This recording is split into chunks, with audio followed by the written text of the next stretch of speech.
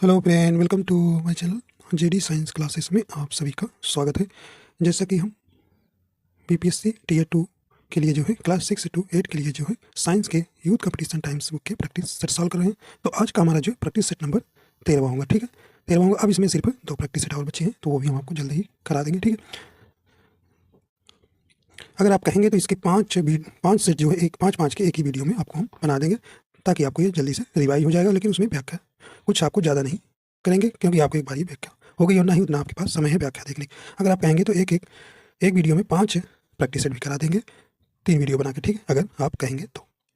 ठीक है, चलिए, अगर आप हमारे चैनल पर नए हैं तो चैनल को सब्सक्राइब कर लीजिएगा और बेल आइकन प्रेस कर दीजिएगा, ताकि आपको नोटिफिकेशन मिलता रहेगा। देखिए, न्यूमेरिकल करने के लिए आपको जितने भी छोटे छोटे फार्मूले हैं उसको जरूर याद करके जाइएगा, क्योंकि फार्मूले पर ही आपके न्यूमेरिकल आएंगे। ठीक है, वैल्यू आप रखेंगे, सॉल्व करेंगे, आंसर आपको मिलेगा। ठीक है, तो न्यूमेरिकल तो 100% आपके यहाँ आना ही आना है। ठीक है, तो फार्मूले आप एक भी मत छोड़िए, छोटे फार्मूले जितने भी हर चैप्टर के हैं याद कर डालिए। ठीक है, चलिए आइए देखते हैं। पहला प्रश्न है, पहला प्रश्न है कि संवेग की एसआई पद्धति में इकाई क्या है। तो आपको संवेग की यूनिट आपको बताना है। चलिए भाई, तो राइट आंसर आपका हो जाएगा। देखिए, संवेग बराबर क्या होता है, P इक्वल टू होता है m इंटू वी। ठीक है, m इंटू वी। तो m जो है आपका मास है, v जो है वेलोसिटी वेग है। तो अब इसी में आपको रखना है v। अब मास का आप जानते हैं केजी होता है, किलोग्राम यूनिट, और v का क्या होता है, मीटर पर सेकेंड। ठीक है, वेग का। तो अब देखिए इसमें कौन सा ऑप्शन आपको राइट दिख रहा है। तो सही ऑप्शन देखिए आपका बी नंबर आपका राइट हो जाएगा। ठीक है, तो बी नंबर आपका यहाँ सही हो जाएगा। ठीक है, तो इसकी परिभाषा आप क्या है, इसी फार्मूले से ही आपकी परिभाषा बनी है ना। किसी वस्तु के द्रव्यमान एवं उस वस्तु के वेग के गुणनफल को उस वस्तु का संवेग कहते हैं। तो इसी फार्मूले से ही आपका क्या बना हुआ है, परिभाषा। ठीक, तो आपको फार्मूला याद है तो परिभाषा अपने आप से बन जाएगा। ठीक है, और संवेग कैसी राशि है भाई, ये एक सदिश राशि है। ठीक है, सदिश राशि है। कैसी राशि है, वेक्टर क्वांटिटी है। ठीक है, वेक्टर क्वांटिटी है। ठीक है, देखिए सदिश और अदिश राशि क्या होती है भाई। देखिए, अदिश राशियों में केवल क्या होता है, दिशा होती है, उसमें मैग्नीट्यूड मतलब परिमाण नहीं होता है। लेकिन सदिश राशियों में जो है दोनों होता है, दिशा और परिमाण दोनों होता है, उसी को हम सदिश राशि कहते हैं। ठीक है, तो यहाँ पर वेक्टर क्वांटिटी क्या है आपका, संवेग। ठीक है, तो ऑप्शन नंबर बी सही हो जाएगा।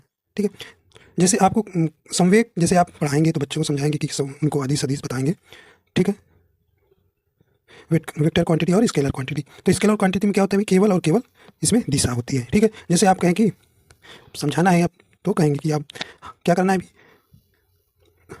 हमारे घर आज क्या है, निमंत्रण है, तो आप सभी बच्चे आ सकते हैं। तो आ सकते हैं, तो उन्होंने कह दिया कि भैया इस दिशा में पड़ेगा। ठीक है, लेकिन इतना बता दिया, लेकिन उन्होंने परिमाण नहीं बताया कि कितने किलोमीटर पड़ेगा। ठीक है, तो वो अदिश राशि के अंतर्गत उन्होंने कह दिया, लेकिन उसी की तरह बता दिया कि हमारा घर दक्षिण साइड में पड़ेगा और यहाँ से 3 किलोमीटर पड़ेगा। तो कैसे अंतर्गत आ गया, तो वह सदिश राशि के अंतर्गत आया। ठीक है, तो ऐसे इस प्रकार से सदिश और अदिश राशि को समझेंगे। ठीक है, चलिए अगला देखते हैं भी। कह रहे यदि 2 कणों के बीच की दूरी बढ़ जाती है तो उनके बीच गुरुत्वाकर्षण बल पर क्या प्रभाव होता है। चलिए, सही ऑप्शन आपका हो जाएगा। तो क्या हो जाता है अभी, तो सही ऑप्शन क्या हो जाएगा, देखिए ऑप्शन नंबर क्या हो जाएगा, बी नंबर हो जाएगा, कम हो जाता है। ठीक है, यदि 2 कणों के बीच की दूरी बढ़ जाती है तो उनके बीच गुरुत्वाकर्षण बल का क्या प्रभाव पड़ेगा भी, तो यहाँ कम हो जाता है ना। तो आप चलिए रिलेशन जानते हैं, एफ इक्वल टू क्या होता है, जी m1 m2 by are square. जैसे ही आर आप बढ़ाएंगे वो गुरुत्वाकर्षण बल क्या हो जाएगा, कम हो जाएगा। ठीक, तो जैसे ये नियम m1 एक मास है और m2 दूसरा, इनके बीच की दूरी r है। ठीक है, तो यही नियम क्या कहता है, तो न्यूटन ने बताया कि ब्रह्मांड में किन्हीं 2 पिंडों के बीच लगने वाला आकर्षण बल उनके द्रव्यमानों के गुणनफल के समानुपाती तथा उनके मध्य की दूरी के वर्ग के व्युत्क्रमानुपाती होता है। ठीक है, तो ये जी का मान भी आप याद रखिए, 6.673 इंटू 10⁻11 न्यूटन मीटर स्क्वायर पर केजी स्क्वायर। ठीक है, केजी स्क्वायर। ठीक है, यूनिट भी याद रखिएगा। ठीक है, चल आगे चलते हैं। अब आपको यहाँ बताना है, अगला प्रश्न है कि गतिज ऊर्जा के बारे में कौन सा गलत कथन आपको इसमें बतलाना है। क्या भी गलत कथन बतलाना है। चलिए देखते हैं भी। करें कि ए नंबर, स्थिर अवस्था के दौरान वस्तु में निहित ऊर्जा को गतिज ऊर्जा कहते हैं, कहा जाता है। क्या ऐसा ही है, तो यही तो गलत हो गया अभी, यही तो गलत हो गया, हमको गलत छांटना है। कह रहे हैं कि स्थिर अवस्था के दौरान वस्तु में निहित ऊर्जा ऊर्जा गतिज ऊर्जा होती नहीं भाई, स्थितिज ऊर्जा होता है, पोटेंशियल एनर्जी होती है, काइनेटिक एनर्जी नहीं होती है वस्तु की स्थिति में, ठीक। तो यहाँ तो इन्होंने गलत कह दिया। अगला देखते हैं, एक वस्तु गति के आधार पर उसके द्वारा प्राप्त ऊर्जा को गतिज ऊर्जा के रूप में जाना जाता है, यही उसकी परिभाषा है गतिज ऊर्जा का, तो ये तो एकदम सही है। इसकी गणना काइनेटिक एनर्जी 1/2 mv² द्वारा की जाती है, बिल्कुल ये भी सही है। डी करें, गतिमान वस्तु में गतिज ऊर्जा होती है, बिल्कुल ये भी सही है, ठीक है। तो ये ऑप्शन नंबर जो है आपका ए गलत करें तो गलत वाला पहचानना भी गलत, ए नंबर मिल गया, ठीक। तो ऑप्शन नंबर ये सही हो जाएगा। चल आगे चलते हैं। करें कि ऊष्मागतिकी के किस नियम के द्वारा ऊर्जा संरक्षण के नियम को जानते हैं, बताइए। सही ऑप्शन आपका यहाँ कौन सा हो जाएगा, कौन सा हो जाएगा? तो ऑप्शन नंबर यहाँ कौन सा जाएगा, बी नंबर आपका राइट हो जाएगा, प्रथम नियम से, ठीक है। ऑप्शन नंबर बी सही हो जाएगा, ठीक है। तो ऊष्मागतिकी का प्रथम नियम जो है क्या था भाई, ऊर्जा ना तो उत्पन्न की जा सकती है और ना ही नष्ट की जा सकती है, इसे एक फॉर्म से दूसरे फॉर्म में क्या होती रहती है, कन्वर्ट होती रहती है, बदलती रहती है। यही जो है ऊष्मागतिकी का प्रथम नियम है और यही ऊर्जा संरक्षण का प्रथम नियम भी कहलाता है, ठीक है। तो ऑप्शन नंबर आपका कौन सा हो जाएगा, बी नंबर सही हो जाएगा, ठीक है। करें, जब एक पर्यवेक्षक के सापेक्ष समय के साथ वस्तु की स्थिति लगातार बदलती जा रही है तो बताइए क्या हो जाएगा। करें कि ए नंबर कहा जाता है कि वह शून्य वेग पर है, बी नंबर कहा जाता है कि वह गतिशील है, ऑप्शन सी कह रहे हैं कि कहा जाता है कि उसने कुछ दूरी तय की है, कहा जाता है कि वह आराम की स्थिति में है। चलिए भी बताइए, राइट आंसर हो जाएगा आपका कहाँ कौन सा हो जाएगा, ऑप्शन नंबर बी हो जाएगा, कहा जाता है कि वह गतिशील है, ठीक है। तो ऑप्शन नंबर यहाँ पे बी नंबर राइट हो जाएगा।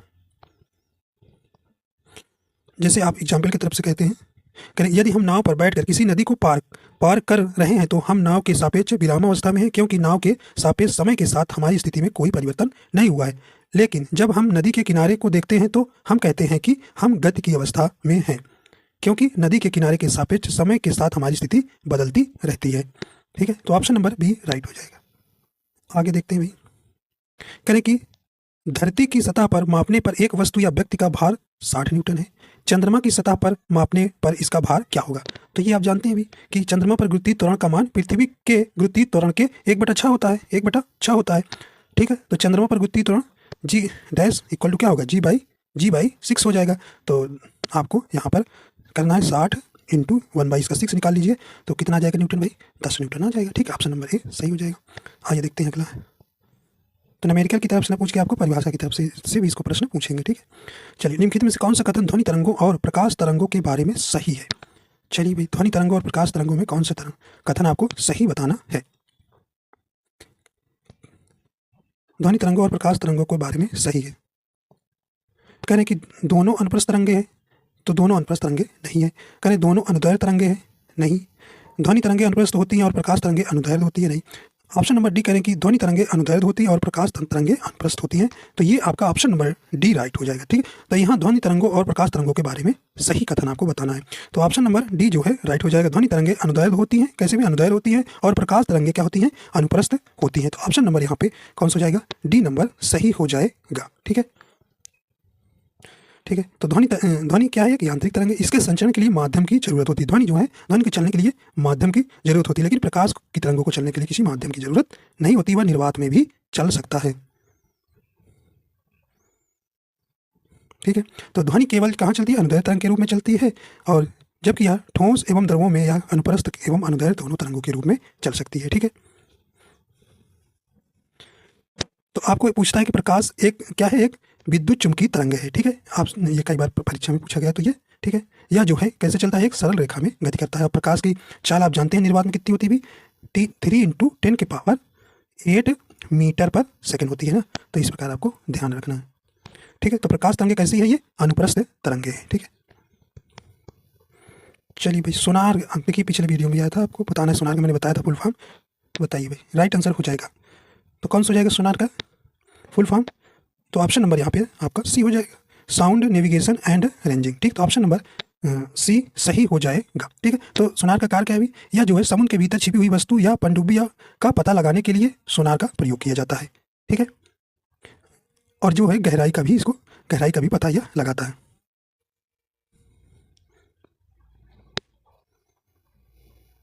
अगला देखते हैं, अगला प्रश्न कह रहे कि आकाश का नीला रंग निम्न में से किसके कारण होता है। आकाश का रंग किसके कारण नीला होता है, राइट आंसर आपका यहाँ हो जाएगा। तो किसके कारण होता है, तो ऑप्शन नंबर यहाँ पे राइट हो जाएगा बी नंबर, प्रकाश के।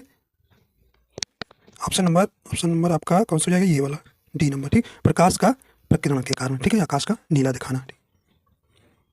तो ऑप्शन नंबर यहाँ पे कौन सा हो जाएगा, डी नंबर सही हो जाएगा, ठीक है। तो जानते हैं बैगनी व नीले रंग का प्रकीर्णन सबसे अधिक होता है और लाल रंग का सबसे कम होता है, ठीक है।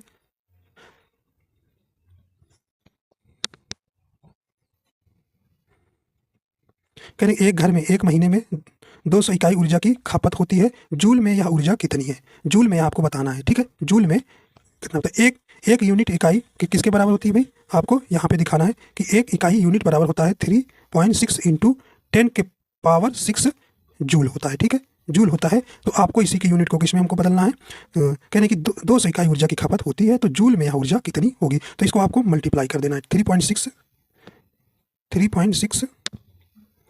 इंटू 10⁶ इंटू 200, ठीक है, 200। अब इसी को सॉल्व कर लीजिएगा तो कितना बनेगा, ये बनेगा 7.2 इंटू 10 के पावर क्या बन जाएगा, 8 हो जाएगा, ठीक है, 8 हो जाएगा, ठीक है। ये मल्टीप्लाई, ये दो जो जीरो है, दो जीरो को हम क्या 200 को हम लिख सकते हैं 2 इंटू 10 के पावर 2, ठीक। तो मल्टीप्लाई में पावर करने में क्या होती है, जुड़ जाती है, तो वही 10 के पावर 8 हो जाएगा और 2 का इधर मल्टीप्लाई हो जाएगा, ठीक। तो ये 7.2 इंटू 10 पावर 8 सही हो जाएगा। तो कौन हो जाएगा भी राइट आंसर, आपका ऑप्शन बी राइट हो जाएगा, ठीक है। एक ऑप्शन कौन सा मैच कर रहा है अभी, ये कर रहा है सी नंबर, देखिए C number 7.2 into 10 power 8 joule, ठीक। तो ऑप्शन नंबर सी सही हो जाएगा। देखिए अगला देखते हैं अभी, कहें कि डाल्टन का सिद्धांत इस नियम पर आधारित है, किस नियम पर आधारित है डाल्टन का नियम, राइट आंसर आपका हो जाएगा, देखिए ऑप्शन नंबर कौन सा हो जाएगा, बी नंबर राइट हो जाएगा, रासायनिक संयोजन का नियम, ठीक है। तो ऑप्शन नंबर डी सही हो जाएगा। देखिए डाल्टन के परमाणु सिद्धांत के अनुसार इन्होंने कहा सभी द्रव्य चाहे तत्व यौगिक या मिश्रण हो सूक्ष्म कणों से मिलकर बने होते हैं, जिन्हें हम क्या कहते हैं, परमाणु कहते हैं। इन्होंने बताया था कि डाल्टन ने बताया था कि परमाणु क्या है भी, परमाणु पदार्थ जो होता है अविभाज्य कण होता है, ठीक है। और इन्होंने रासायनिक संयोजन के मुख्य रूप से 2 नियम बताए थे, एक द्रव्यमान संरक्षण का नियम बताया था, दूसरा बताया था निश्चित अनुपात का नियम, ठीक है। तो द्रव्यमान संरक्षण का नियम और निश्चित अनुपात का नियम किसने बतलाया था, डाल्टन ने बतलाया था, ठीक है। तो ये भी आप दोनों याद रखिएगा। अगला देखते हैं भी, कह रहे इनमें से किसे नाभिकीय भौतिकी का जनक माना जाता है, किसे माना जाता है, इनमें से किसे नाभिकीय भौतिकी का जनक माना जाता है। राइट आंसर आपका हो जाएगा, सही ऑप्शन हो जाएगा, ऑप्शन नंबर बी हो जाएगा, ई रदरफोर्ड, ठीक है। तो ऑप्शन नंबर बी सही हो जाएगा। देखिए रदरफोर्ड ने अपने परमाणु मॉडल प्रयोग से परमाणु के नाभिक के धनावेशित होने की खोज की थी तथा उनके बाद नाभिकीय बलों के अध्ययन को प्रोत्साहन भी मिला था, ठीक है। तो यहाँ पे आपका बी नंबर सही हो जाएगा। अगला देखते हैं भी, कह रहे हैं कि इनमें से त्रिसंयोजक तत्व कौन सा है, त्रिसंयोजक तत्व कौन सा है, कहें कि बोरान, ईडियम्स, एल्युमिनियम्स या ये सभी, तो कौन सा हो जाएगा, राइट आंसर हो जाएगा आपका, तो ऑप्शन नंबर यहाँ पे डी नंबर सही हो जाएगा, ये सभी, ठीक है। ट्राईवैलेंट तत्व जो है इनमें बोरान, इंडियम और एल्यूमिनियम था, ऑप्शन नंबर डी सही हो जाएगा। देखिए आवर्त सारणी के जो 13 ए समूह के 5 तत्व कुल है, ठीक है। कौन कौन से, बोरान है, एल्युमिनियम से, गैलियम से, इंडियम है तथा थैलियम है, ठीक है। ये सभी तत्व बोरान परिवार के तत्व कहलाते हैं। ये तत्व जो है त्रिसंयोजक होते हैं, ठीक है। तो इनमें जो है बोरान, एल्युमिनियम, गैलियम तथा इंडियम से समूहतः ट्राई हैलाइड भी बनाते हैं, ठीक है। तो ये जो है आपका ऑप्शन नंबर यहाँ पे कौन सा हो जाएगा, डी नंबर सही हो जाएगा। करें कि NaCl का लवण है जो बनता है, तो ये किससे बनता है, राइट आंसर आपका हो जाएगा। तो ऑप्शन नंबर यहाँ पे राइट हो जाएगा, सी नंबर, तीव्र अम्ल और तीव्र क्षार से बनते हैं, ठीक है। तो ऑप्शन नंबर यहाँ पे सही हो जाएगा। देखिए NaCl NaOH sodium hydroxide plus HCl से संयोग करके क्या बनाता है भी, NaCl प्लस H2O, ठीक है, H2O। तो ये इसका रिएक्शन से ये बनेगा, ठीक है। ऑप्शन नंबर यहाँ पे सी नंबर सही हो जाएगा, ठीक। अगला देखते हैं, कहने के लिए में से कौन सा तत्व सर्वाधिक विद्युत ऋणात्मक तत्व है, मतलब ये तो आप जानते ही होंगे, सबसे अधिक विद्युत ऋणात्मक तत्व कौन है, तो यहाँ पे राइट आंसर आपका हो जाएगा। तो ये ऑप्शन नंबर कौन सा हो जाएगा भी, ऑप्शन नंबर यहाँ पे सही हो जाएगा,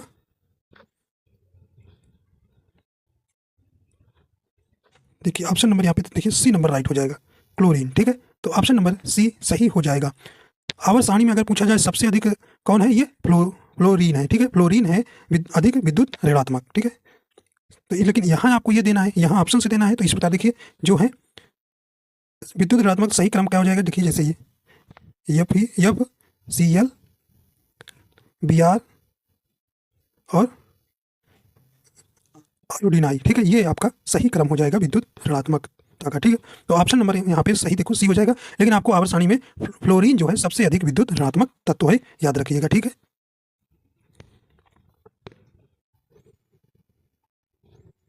यानी कि वह पहला तत्व कौन सा है जिसकी रासायनिक खोज हैनिंग ब्रांड द्वारा की गई थी? तो कौन सा था भी? राइट आंसर आपका हो जाएगा, तो कौन सा है? तो ऑप्शन नंबर यहाँ पे डी नंबर राइट हो जाएगा, फास्फोरस की खोज की थी, ठीक है। तो हैनिंग ब्रांड द्वारा की गई थी किसकी खोज? फास्फोरस की।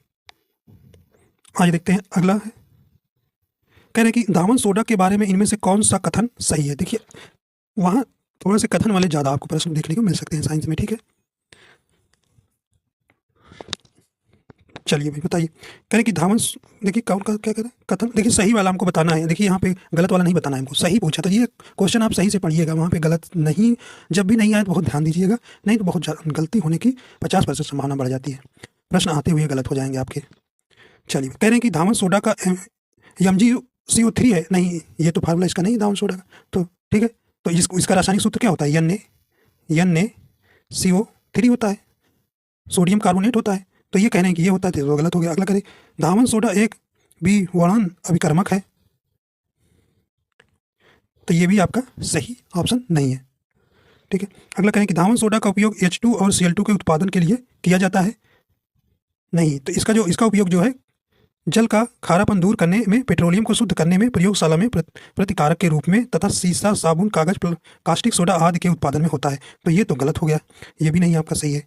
एक ही बच रहा है भाई, एक ही आपका सही हो जाएगा। कह रहे हैं कि कांच के निर्माण के लिए धावन सोडा का उपयोग किया जाता है, तो ये आपका ऑप्शन नंबर डी एकदम राइट हो जाएगा, ठीक है। ऑप्शन नंबर डी सही हो जाएगा। देखिए धावन सोडा का आपको फार्मूला याद रखना है, इसका रासायनिक नाम, ठीक है, सोडियम कार्बोनेट, ठीक है, ये याद रखना है, और ये इसका उपयोग कहाँ किया जाता है, यही आपके हेर फेर प्रश्न आपसे यहाँ से बनते हैं, ठीक है। तो इनका उपयोग आप समझिए भी कहाँ कहाँ किया जाता है। इसका उपयोग जल का खारापन दूर करने के लिए, पेट्रोलियम को शुद्ध करने में, प्रयोगशाला में प्रतिकारक के रूप में तथा सीसा, साबुन, कागज, कास्टिक सोडा आदि के उत्पादन में होता है, और यह जो है एक क्षारीय विलयन होता है, ठीक है। चलिए आगे देखते हैं, अगला देखिए क्या कह रहे हैं, यानी कि चींटी के काटने से शरीर में प्रवेश करने वाले फार्मिक एसिड के प्रभाव को बेअसर करने के लिए निम्नलिखित में से किसका उपयोग किया जा सकता है? तो ये राइट आंसर हो जाएगा, सही ऑप्शन नंबर कौन सा हो जाएगा? ऑप्शन नंबर डी हो जाएगा, सोडियम बाइकार्बोनेट। सोडियम बाइकार्बोनेट आपका राइट हो जाएगा, Na2HCO3, ठीक है। तो ऑप्शन नंबर डी सही हो जाएगा। तो इनके देखिए चींटी के काटने से आपके शरीर में जो है फार्मिक अम्ल प्रवेश कर जाता है, जिससे शरीर में क्या होने लगती है? जलन होने लगती है। आप जानते हैं कोई किसी न किसी को तो एक चींटी लाइफ में काटी ही होगी, तो आपको क्या होता है? जलन होने लगता है, ठीक है। और इसका उपयोग आप दूर करने के लिए क्या कर सकते हैं? सेवन किसका? सोडियम बाइकार्बोनेट का कर सकते हैं, ठीक है। चलिए अभी अगला देखते हैं, कह रहे हैं कि निम्न में से कौन सी धातु ठंडे पानी के साथ शीघ्रता से अपक्रिया करता है? तो ये कौन सा ऐसा धातु ठंडे पानी से साथ शीघ्रता से अपक्रिया करती है? तो कौन करती है? राइट आंसर आपका हो जाएगा, तो कौन सा हो जाएगा? तो ऑप्शन नंबर ये ए नंबर हो जाएगा, पोटेशियम, ठीक है। पोटेशियम जो है ठंडे पानी के साथ शीघ्रता से अपक्रिया कर लेती है, ठीक है, रिएक्शन कर लेती है, ठीक है। देखिए जो फर्स्ट ए के समूह फर्स्ट ए के जो हैं तत्व ठंडे पानी के साथ क्या करते हैं? शीघ्रता से अपक्रिया करते हैं। जो फर्स्ट ए के समूह फर्स्ट ए के आप जानते हैं तत्व कौन कौन है? लिथियम है, सोडियम है, पोटेशियम है, रुबिडियम है और सीजियम आता है, ठीक है। ये जो है तत्व जो है धातुएं जो है ठंडे पानी के साथ अपक्रिया कर लेते हैं। चलिए भी अगला देखते हैं, अगला प्रश्न कह रहे हैं कि निम्नलिखित में से कौन सा अंगूर में पाया जाने वाला मुख्य कार्बनिक अम्ल है? यहाँ से आपके प्रश्न जरूर पूछे जाते हैं एग्जाम में, ठीक है। तो ये आपके एसिड जितनी भी किसमें कौन सी एसिड पाई जाती है, ये आपको एक बार का नोट्स बनाए होंगे तो पूरा आप रिवाइज करके जाइएगा, ठीक है। और कुछ ऐसे टॉपिक हैं जो वहाँ से प्रश्न आपके, जैसे बायो में विटामिन हो गया और आपके हार्मोन्स हो गए, वहाँ से प्रश्न आपके पूछे जाते हैं, ठीक है। और केमिस्ट्री में जो है आपको पीरियाडिक टेबल पूरा तैयार करके जाना है, वहाँ से प्रश्न आपके पूछे जाएंगे, और परमाणु संरचनाएं तैयार करके जाना है। तो ये तो समझ लीजिए पूरा आपको एकदम तैयार रहना चाहिए, ठीक है। कुछ टॉपिक हैं जो आपके प्रश्न वहाँ से बनेंगे। चलिए यहाँ से भी आपके प्रश्न बनते हैं, तो कौन सा हो जाएगा भी? तो एक जो है अंगूर में कौन सा कार्बनिक अम्ल पाया जाता है? तो ये आपका ऑप्शन नंबर बी हो जाएगा, टारटेरिक एसिड पाया जाता है, ठीक है। कौन सा? टारटेरिक एसिड, ठीक। तो ऑप्शन नंबर यहाँ पे बी नंबर सही हो जाएगा। ठीक है। और देखिए जैसे सेब है, केला है, तरबूज में मैलिक अम्ल पाया जाता है। किसमें? सेब, केला और तरबूज में मैलिक अम्ल पाया जाता है। इमली में आपकी टार्टेरिक एसिड पाई जाती है। दही में लैक्टिक एसिड पाया जाता है और बिच्छू चींटी में फार्मिक एसिड पाया जाता है। ठीक है, तो यहाँ से ये प्रश्न आपके बनते हैं। ठीक है, चलिए आगे देखते हैं। कह रहे कि जठर रस में डुबोने पर पीएच पेपर का रंग कैसा हो जाएगा? चलिए भाई, सही ऑप्शन आपका हो जाएगा। तो ऑप्शन नंबर कौन सा हो जाएगा? ऑप्शन नंबर बी सही हो जाएगा, लाल हो जाएगा। क्या भाई? जठर रस में डुबोने पर पीएच पेपर रंग कैसा हो जाएगा? लाल हो जाएगा। और इसका पीएच मान देखिए जठर रस का कितना होता है, तो 1.2। आप जानते हैं कि अगर 7 से कम है तो कैसा कहलाता है? अम्लीय कहलाता है। अगर 7 से ज़्यादा है तो वो क्षारीय द्रव कहलाएगा। ठीक है, तो यहाँ पे आपका 1.2 है, तो आप जानते हैं भी पेपर को क्या करेंगे? डुबोने पर वो क्या है? लाल में परिवर्तित हो जाएगा। तो नीले लिटमस पेपर क्या कर देता है? अगर नीला लिटमस पेपर डालेंगे, ये क्योंकि अम्ल है, जठर रस 1.2 है, तो ये कैसे कह देगा? नीले लिटमस को पेपर में को लाल कर देगा। ठीक है, ऑप्शन नंबर यहाँ पे कौन सा हो जाएगा? बी नंबर राइट हो जाएगा। ठीक है, तो ये जठर रस कहाँ से स्रावित हो? ये जठर ग्रंथियों से स्रावित पाचन रस को जठर रस कहा जाता है। ठीक है, ये पेट में जो पहुँचने में भोजन को जठर रस ही जो है अम्लीय बनाता है, क्षारीय रूप में पहुँचता है, तो ये क्या करता है? उसे अम्लीय रूप में बना देता है। ठीक है, देखिए अगला देखते हैं भी। कनिक निम्नलिखित में से कौन सी ग्रंथि मानव शरीर में पाई जाने वाली सबसे बड़ी ग्रंथि होती है? बताइए भी, राइट आंसर हो जाएगा। तो कौन सी होती है? राइट आंसर आपका कौन सा हो जाएगा? ऑप्शन नंबर सी हो जाएगा, यकृत। ठीक है, तो यकृत मानव शरीर की सबसे बड़ी ग्रंथि है। यकृत का वजन आप जानते हैं कितना? 1.5 से कितना 2 kg के एवं होता है। ठीक है, और आपसे पूछता है पित्त रस कहाँ स्रावित होता है, तो यकृत द्वारा ही पित्त रस स्रावित होता है, जो आंत में उपस्थित एंजाइम की क्रिया को तीव्र करता है। ठीक है, और प्रकृति में जो यकृत जो है वो प्रोटीन की अधिकतम मात्रा को कार्बोहाइड्रेट में परिवर्तित कर देता है। ठीक है, चलिए आगे देखते हैं। कह रहे कि मनुष्यों का सामान्य प्रकुंचन और अनुशीतलन दाब कितना होता है? तो कितना होता है भी? राइट आंसर हो जाएगा। सही ऑप्शन ये आप जानते हैं, आसान है भी, ऑप्शन नंबर डी हो जाएगा, 120 mmHg से 80 mmHg। ठीक है, तो option number D number right हो जाएगा। देखिए रक्तचाप को किसमें मापते हैं? पारे मिलीमीटर की इकाई में मापा जाता है। ठीक है, किसमें? पारे एच मतलब पारे mm मतलब मिलीमीटर में। ठीक है, चल तो ऑप्शन नंबर यहाँ पे देखिए, प्रकुंचन कितना होता है? 120 और अनुशीतलन 80 mmHg होता है। चलिए भैया आगे चलते हैं। अगला कह रहे हैं कि मानव शरीर में श्वसन वर्णक कहाँ पाया जाता है? बताइए, मानव शरीर में श्वसन वर्णक कहाँ पाया जाता है? राइट आंसर आपका हो जाएगा, कहाँ पाया जाता है ये? राइट आंसर हो जाएगा ऑप्शन नंबर बी हो जाएगा, लाल रक्त कणिका में। ठीक है, तो मानव शरीर का श्वसन वर्णक रक्त कणिकाएं कहाँ पाई जाती है? आरबीसी में। ठीक है, आरबीसी में पाया जाता है। ठीक है, आरबीसी में उपस्थित हीमोग्लोबिन ही श्वसन वर्णक होते हैं। कौन भी? आरबीसी में उपस्थित हीमोग्लोबिन ही श्वसन वर्णक होते हैं। तो ये श्वसन वर्णक कहाँ पाए जाते हैं? लाल रक्त कणिकाओं में। ठीक है, आरबीसी। ठीक है, ये याद रखिएगा। चलिए आगे देखते हैं। अगला कह रहे हैं कि मानव शरीर में मौजूद निम्नलिखित कोशिकाओं में से किसमें माइटोकॉन्ड्रिया नहीं पाया जाता है? तो राइट आंसर हो जाएगा, ये कहाँ किसमें नहीं पाया जाता भाई? मानव शरीर में मौजूद लाल रक्त कणिकाओं में जो है माइटोकॉन्ड्रिया नहीं पाया जाता है। तो ऑप्शन नंबर ए नंबर आपका यहाँ राइट हो जाएगा। ठीक है, तो ऑप्शन नंबर ए सही हो जाएगा। आपसे पूछता है कि लाल रक्त कोशिकाओं का निर्माण कहाँ होता है? लाल रक्त कोशिका का निर्माण कहाँ होता है? तो ये अस्थि मज्जा में होता है। ठीक है, अस्थि मज्जा में होता है। ठीक है, तो ये ध्यान रखिएगा भाई। और इसमें जो है हीमोग्लोबिन नामक प्रोटीन पाया जाता है और इसके कोशिका में केंद्रक नहीं पाया जाता है। ठीक, इसकी औसत आयु लगभग 120 दिन होती है। ठीक है, अगला देखते हैं। शरीर में उत्पन्न होने वाला किस नाइट्रोजनी अपशिष्ट का उत्सर्जन मानव वृक्क द्वारा किया जाता है? किसके द्वारा किया जाता है? राइट आंसर हो जाएगा ऑप्शन नंबर ए हो जाएगा, यूरिया और यूरिक अम्ल का। ठीक है, यूरिया और यूरिक अम्ल का। ठीक है, तो आप जानते हैं मनुष्य के वृक्क का भार कितना होता है? 300 से 350 ग्राम होता है। ठीक, 300 से 350 ग्राम होता है। ठीक है, तो वृक्क के द्वारा जो छाने गए जल में जो है सर्वाधिक क्या होता है? ये मूत्र पाया जाता है और जो है कार्बनिक पदार्थ के रूप में सर्वाधिक क्या पाया जाता है? यूरिया। ठीक है, यूरिया। चल आगे चलते हैं। अगला कह रहे हैं कि हमारी आंखों में लेंस का काम है। बताइए, आपकी आंखों में पूछ रहे हैं कि लेंस का काम क्या है? सही ऑप्शन कौन सा हो जाएगा? तो ऑप्शन नंबर यहाँ पे सी नंबर राइट हो जाएगा, आंख की फोकस दूरी को बदलना। ठीक है, तो ऑप्शन नंबर सी राइट हो जाएगा। तो हमारी आंखों में लेंस का काम आंख की फोकस दूरी को बदलना होता है। ठीक है, जब किसी वस्तु के से चलने वाली प्रकाश की किरणें कार्निया पर पहुंचती है तो अपवर्तित होकर नेत्र में प्रवेश करती है। इससे जो है रेटिना पर वस्तु का उल्टा प्रतिबिंब बनता है, तब वस्तु हमें सीधा दिखाई देती है। ठीक है, तो इस प्रकार आपको यहाँ सी नंबर सही हो जाएगा। ठीक है, तो रेटिना पे आपके प्रतिबिंब ही बनते हैं। ठीक है, प्रतिबिंब आपके रेटिना पर बनते हैं। और देखिए कार्निया का ही जानते हैं आप क्या होता है, दान होता है। ठीक है,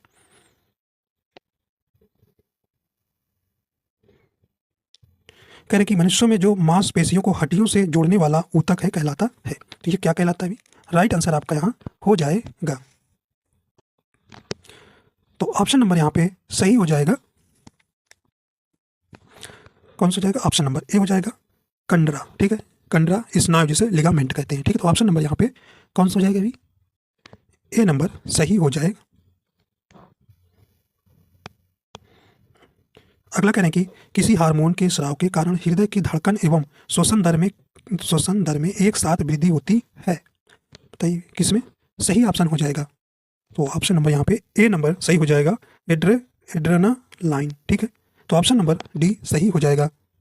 तो एड्रेनालाइन जो है एक प्रकार का क्या है, ये हार्मोन है, जिसे जो है लड़ो और उड़ो हार्मोन भी कहा जाता है। पूछा जाता है कि लड़ो और उड़ो हार्मोन के नाम से कौन जाना जाता है? तो एड्रेनालाइन। तो ऑप्शन नंबर यहाँ पे सही हो जाएगा, ए नंबर सही हो जाएगा। ठीक है, तो देखिए इसके स्राव के कारण जो है हृदय की धड़कन एवं श्वसन दर में एक साथ वृद्धि हो जाती है। आइए भाई 70 नंबर प्रश्न देखते हैं। कहने कि निम्नलिखित में से कौन से विटामिन में ईस्ट प्रचुर मात्रा में पाया जाता है? बताइए भाई कौन से विटामिन पाया जाता है? राइट आंसर आपका हो जाएगा कौन से? तो यहाँ पे ऑप्शन नंबर ए हो जाएगा, विटामिन बी में जो है ईस्ट जो है प्रचुर मात्रा में पाया जाता है। ईस्ट जिन्हें आप खमीर कहते हैं। ठीक है, तो विटामिन बी का टू का रासायनिक नाम जानते हैं, राइबोफ्लेविन होता है। ठीक है, विटामिन ए का रासायनिक नाम आप जानते हैं क्या? रेटिनॉल होता है। और यह दूध, अंडा, पनीर, हरी सब्जी, मछली का तेल इसमें ये स्रोत है। Vitamin C ascorbic acid. ठीक है, आप जानते हैं इनमें नींबू, संतरा, टमाटर, मिर्च। ठीक है, इसमें ये आपको विटामिन सी पाया जाता है। विटामिन के फिलोक्विनोन ये। ठीक है, तो और बी सी आपकी जानते हैं, विटामिन बी सी जो है जल में घुलनशील है और सबकी जो शेष है विटामिन क्या है, वसा में घुलनशील है। ठीक है, चलिए अगला देखते हैं भाई 71। कहने में उसे कौन सी बीमारी वायु के माध्यम से नहीं फैलती है? बताइए भाई कौन सी जो है वायु के माध्यम से नहीं फैलती है? देखिए राइट आंसर हो जाएगा। तो ऑप्शन नंबर डी जो है हैजा बीमारी जो है वायु के माध्यम से नहीं फैलती है। ठीक है, तो यहाँ पे सामान्य जुकाम, तपेदिक, निमोनिया ये जो है आपके वो वायु के माध्यम से फैलते हैं। ठीक है, देखिए हैजा जो है यह दूषित जल, दूषित खाद्य पदार्थों तथा मक्खियों द्वारा फैलता है। हैजा रोग जो एक विब्रियो कालेरी नामक जीवाणु से फैलता है। ठीक, तो इसके जीवाणु का नाम लिखना है विब्रियो कालेरी। ठीक है, तो ये इसके जीवाणु का नाम याद रखिएगा। और इसके जब ये हैजा आपके हो जाता है तो इसके लक्षण क्या आते हैं? उल्टी आती है, उल्टी, दस्त, शरीर में पानी की कमी। ठीक है, ये उसके लक्षण दिखाई देने लगते हैं। अगला कह रहे हैं कि एनाफिलीज मच्छर, क्या भाई एनाफिलीज मच्छर कौन से वेक्टर वाहन करते हैं? सही विकल्प आपको लगाना है। करें मलेरिया, फाइलेरिया, डेंगू। तो ऑप्शन नंबर कौन सा हो जाएगा? सही ऑप्शन हो जाएगा ए नंबर, केवल एक, मलेरिया। ठीक है, तो ऑप्शन नंबर ए सही हो जाएगा। ठीक, देखिए मलेरिया जो है प्लाज्मोडियम से परजीवी द्वारा होने वाला क्या है, एक रोग है। मादा एनाफिलीज इसके वाहक मच्छर होते हैं। ठीक है, और यह जो है इस रोग से कौन सा अंग प्रभावित होता है? ये आपकी तिल्ली। ठीक है, तिल्ली। देखिए रोग टॉपिक जरूर आप पढ़ के जाइएगा, उससे कौन सा अंग प्रभावित होता है, यहाँ से प्रश्न आपके बन सकते हैं। ठीक है, आरबीसी को। ठीक है, तो ये तिल्ली और आरबीसी को क्या करता है? प्रभावित करता है।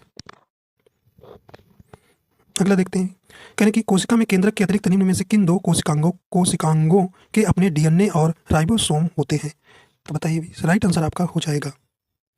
तो यहाँ पे सही ऑप्शन हो जाएगा ये नंबर, लवक और माइटोकॉन्ड्रिया। ठीक है, तो ऑप्शन नंबर यहाँ पे कौन सा हो जाएगा? ए नंबर।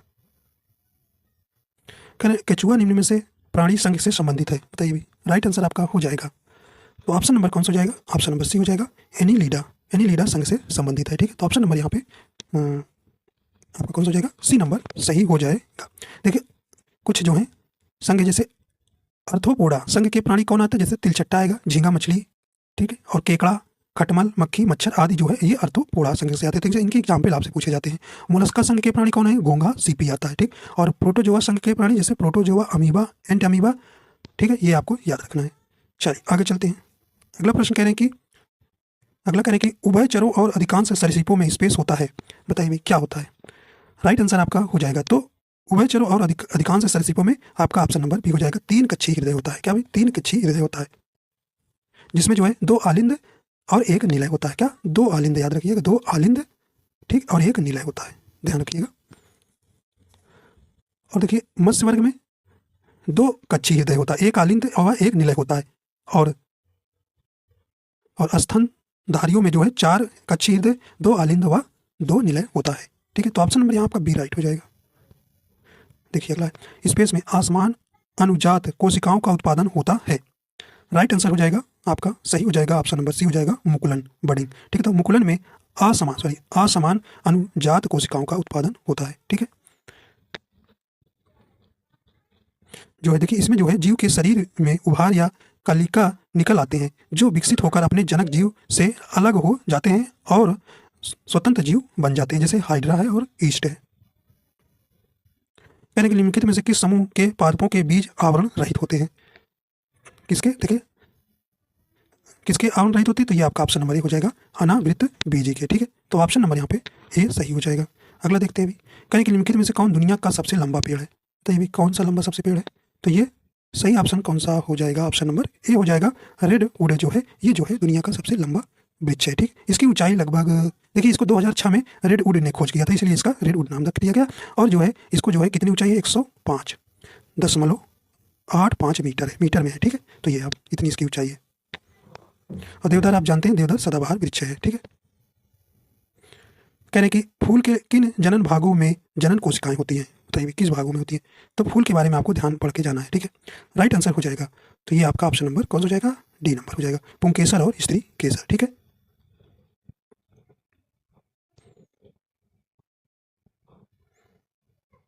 चलिए भाई आखिरी प्रश्न आपको देख लेते हैं। करीब फसलों के मुख्यतः कौन सा हार्मोन प्रचुर मात्रा में पाया जाता है? बताइए भी सही ऑप्शन हो जाएगा। तो फलों में मुख्यतः कौन सा हार्मोन प्रचुर मात्रा में पाया जाता है? ऑप्शन नंबर आपका कौन सा हो जाएगा? देखिए ये सब हार्मोन ही है, लेकिन आपको प्रचुर मात्रा में पूछा है। एप्सिक भी हार्मोन है, ऑक्सिन भी है, जिब्रेलिन। ये देखिए इनको नाम भी याद रखना है, कभी कभी पूछता है इनमें कौन सा पौधों में पौधे के हार्मोन है। ठीक है, ये सब पौधे के हार्मोन है। ठीक है, इनको सब ऑप्शन में आपको याद रखना है। तो कौन सा ही? ऑप्शन नंबर डी हो जाएगा, साइटोकाइनिन जो है हार्मोन जो है प्रचुर मात्रा में पाया जाता है। ठीक है, ऑप्शन नंबर यहाँ पे सही हो जाएगा। ठीक, तो साइटोकाइनिन के ये जो है कि पौधों के भीतर प्रमुख कार्य इसका क्या है? बीज का अंकुरण को प्रेरित करना, कोशिकाओं की लंबाई में वृद्धि करना, ये पत्तियों की वृद्धि को रोकते हैं तथा तने की लंबाई में वृद्धि करते हैं, ये इसका काम है। तो ये सब हार्मोन को आपको नाम भी याद रखना है, पौधे के हार्मोन। ठीक, तो इस प्रकार आपके पूरे हो जाते हैं कितने? 40%। ठीक, तो देखिए अब इसके सिर पे आपके इसमें 15 मैंने कहा था 15 कराएंगे पूरा, तो आपके सिर्फ और 2 प्रैक्टिस सेट और बचे हैं। ठीक है, तो इसको हम आपको कल हो सकता है खत्म कर देंगे। ठीक, अगर आप कहेंगे तो इसके 5-5 के 3 वीडियो बना देंगे आपको रिवाइज करने के लिए। ठीक, उसमें जल्दी आप रिवाइज कर लेंगे जितना पढ़े हैं 15 प्रैक्टिस सेट। ठीक है, अगर कहेंगे तो आप कमेंट बॉक्स में लिख दीजिएगा, तो हम कोशिश करेंगे आपको पूरे 3 सेट में आपको 5-5 के वीडियो बना के आपको कंप्लीट करा देंगे। ठीक है, रिवाइज करा देंगे। ठीक, तो उसमें ज़्यादा व्याख्या नहीं करना, बस आपको टिक करने वाला करेंगे। ठीक है, तो इस प्रकार आपको, और इसे आप ज़्यादा शेयर कर दीजिएगा। ठीक है, और चैनल पर हमारे नहीं तो चैनल को सब्सक्राइब कर लीजिएगा। ठीक है, तो अगली वीडियो देखने के लिए आपका बहुत बहुत धन्यवाद।